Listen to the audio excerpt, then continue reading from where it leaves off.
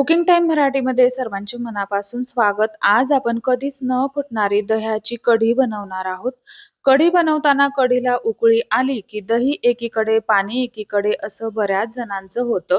तर एकदा माझ्या पद्धतीने दह्याची कढी बनवून पहा, अजिबात फुटणार नाही. रेसिपीमध्ये मी तुम्हाला खूप साऱ्या टिप्स सांगितलेल्या आहेत, जेणेकरून तयार होणारी तुमची कढी अजिबात फुटणार नाही व अतिशय सोपी पद्धत सांगितलेली आहे. त्यामुळे रेसिपीला एक लाईक नक्की करा आणि चॅनलवरती जर का तुम्ही नवीन असाल तर नक्की चॅनलला सबस्क्राईब करा.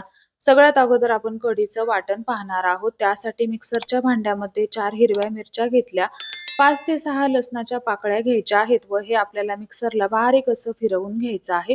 फिरवत असताना हलकसं पाणी घालायचं आहे. आता यानंतर मिक्सरच्या मोठ्या भांड्यामध्ये 1 वाटी इतकं दही घेतलेलं आहे. दह्याचं वजनी प्रमाण 250 ग्रॅम इतकं आहे. दही घेत असताना हलकसं आंबट घ्यायचं आहे.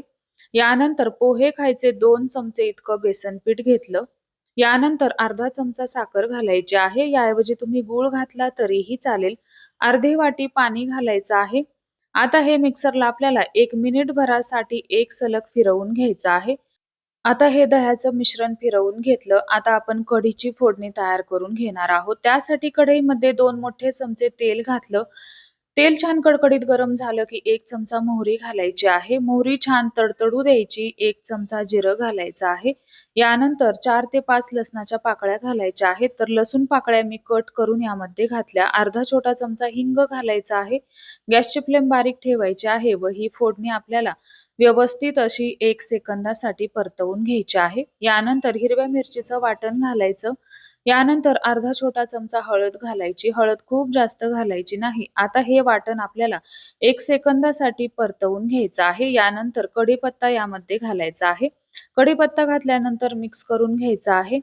आता ही फोडणी छान परतत आली की लगेचच आपल्याला गॅसची फ्लेम बारीक करायची आहे व आपली दह्याची कढी फुटू नये यासाठी खूप महत्त्वाची टिप ती म्हणजे या फोडणीमध्ये आपल्याला अर्धा ग्लास इतकं पाणी घालायचं आहे. गॅसची फ्लेम बारीक ठेवायची आहे. आता एक गोष्ट लक्षात ठेवायची आहे, या फोडणीच्या पाण्याला अजिबात उकळी येऊ द्यायची नाही. आता यामध्ये आपल्याला दह्याचं मिश्रण घालायचं आहे, जे आपण मिक्सरला बारीक असं फिरवून घेतलेलं आहे. हे दह्याचं मिश्रण घातलं. आता गरजेनुसार यामध्ये तुम्हाला पाणी घालायचं आहे. आता पाणी घालत असताना खूप महत्त्वाची गोष्ट ती म्हणजे पाणी तुम्हाला रूम टेम्परेचरवरचं घालायचं आहे. कोमट गरम पाणी इथं वापरायचं नाही. आता दह्याची कढी तुम्हाला किती घट्ट पातळ हवी आहे त्यानुसार तुम्ही यामध्ये पाण्याचं प्रमाण वाढवू शकता. शक्यतो कढी खूप जास्त पातळ सुद्धा ठेवायची नाही. सर्वात शेवटी बारीक चिरलेली कोथिंबीर घालायची आहे. आता गॅसची फ्लेम सुरुवातीपासून शेवटपर्यंत आपल्याला बारीक ठेवायची आहे व ही कढी आपल्याला सतत ढवळत राहायची आहे. जोपर्यंत या कढीला एक उकळी येत नाही, तोपर्यंत ही कढी आपल्याला सतत ढवळत राहायची आहे. अजिबात मध्ये-अधे ढवळणं सोडून द्यायचं नाही. जर का तुम्ही ही कढी ढवळत राहिली नाही, तर ही दह्याची कढी फुटू शकते. यासाठी इथे एक खूप महत्त्वाची टिप सांगितली ती म्हणजे ही कढी आपल्याला बारीक गॅसवरती सतत ढवळत राहायची आहे. यामुळे तुमची दह्याची कढी कधीच फुटणार नाही. ही खूप महत्त्वाची टिप आहे. तर आता इथे पहा, दह्याच्या कढीला जवळपास उकळी यायला लागलीच आहे. गॅसची फ्लेम बारीक आहे. आता सर्वात शेवटी चवीनुसार यामध्ये मीठ घालायचं आहे.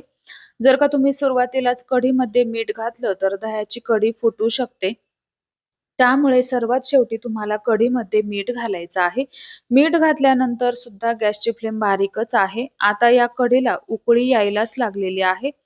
आता गॅसची फ्लेम आपल्याला कुठे सुद्धा मोठी करायची नाही व सतत ही कढी आपल्याला ढवळत राहायची आहे.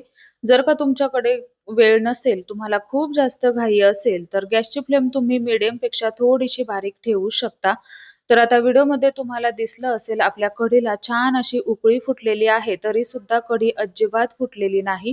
तर कढी बनवताना गरम पाण्याचा वापर करायचा नाही. फोडणीमध्ये पाणी घालायचं, गॅसची फ्लेम मीडियमपेक्षा बारीक ठेवायची आहे. या टिप्स जर का तुम्ही वापरल्या तर तुमची दह्याची कढी कधीच फुटणार नाही. तर कशी वाटली तुम्हाला आजची रेसिपी? आवडल्यास रेसिपीला एक लाईक नक्की करा, रेसिपी शेअर करा आणि चॅनलवरती तुम्ही नवीन असाल तर अशाच रेसिपी पाहण्यासाठी चॅनलला नक्की सबस्क्राईब करा व आजची दाखवलेली दह्याची कढी नक्की बनवून पहा. धन्यवाद.